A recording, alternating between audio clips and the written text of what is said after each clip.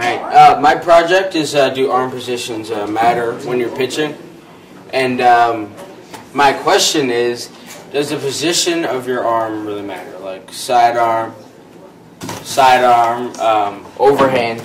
And my hypothesis was that the sidearm pitcher would throw faster than the overhand pitcher, because if you look at a sidearm pitcher's motion, his arm snaps as soon as he releases the ball. My materials was I think it's called a Wilson Speedball, a pitcher's mound, a home plate, a sheet of paper, and a camera. My procedure was place the mound 60 feet away from the home plate, and then position the sidearm pitcher on the mound first, and then the overhand pitcher on the mound, and then whatever speed comes up, look at it and write it down. My results were that the sidearm pitcher threw 60 miles per hour, and that's estimated, obviously. 60 miles per hour. I think his actual one on the first one was 57, I want to say. 57 miles per hour. And then the overhand pitcher was an estimated 70 miles per hour. My variables, an independent variable, is that the mound could affect the speed that they throw it, the distance of the mound, and the arm strength. And my references were sciencebuddies.com, that's where I got the idea from, and Google. My conclusion was that my hypothesis was wrong, that the sidearm pitcher threw faster than the overhand pitcher threw faster than the sidearm pitcher, and yeah, that's about it. Alexis. Do you think that if you use more than one subject, person who is... No, I used two. Well, I mean, one and two, that it would, like, you know how, like, some people are better than other people in baseball? Like people who are more advanced and then people who are... Well, I took two of my coaches.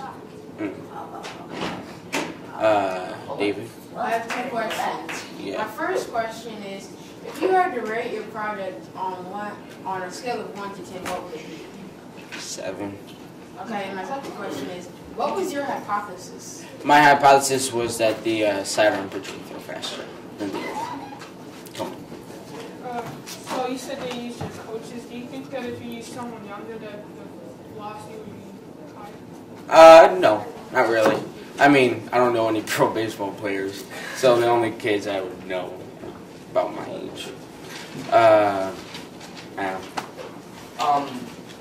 Do you think that there are any, faults in your project, and if so, I mean, also, if you could, like change your project in any way, how would you change it?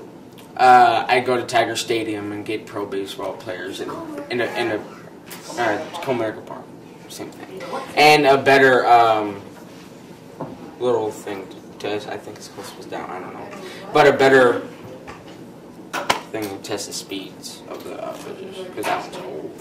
Go ahead. What were your results? My results were that the overhand pitcher threw faster than the Can you repeat how fast they went? The sidearm pitcher threw 60 miles per hour, estimated. The overhand pitcher threw 70 miles per hour, estimated. Go ahead, OT.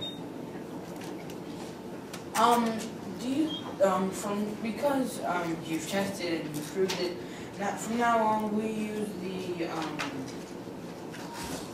sidearm throw when you are playing baseball? Well, I'm a sidearm thrower anyway, so the overhand thing, it could tear a tendon, so I'm just gonna stick to the sidearm. Brittany? About a couple days, because I had to contact the coaches, blah, blah, blah. Hazen. Why do you think the overhand pitcher is better? Probably because the release is kind of weird how they throw it, in my opinion. But the release, because they hold the ball a little looser, the release of the ball kind of affected the weight of how much the ball was going to go towards the plate. So that's how I think it threw faster. It's a matter of the grip. And What was your conclusion? my conclusion was that the overhand pitcher threw faster than the sidearm. Nick. It was a Wilson. Watch this. Do you think that if you used girl coaches that it would differ your results? I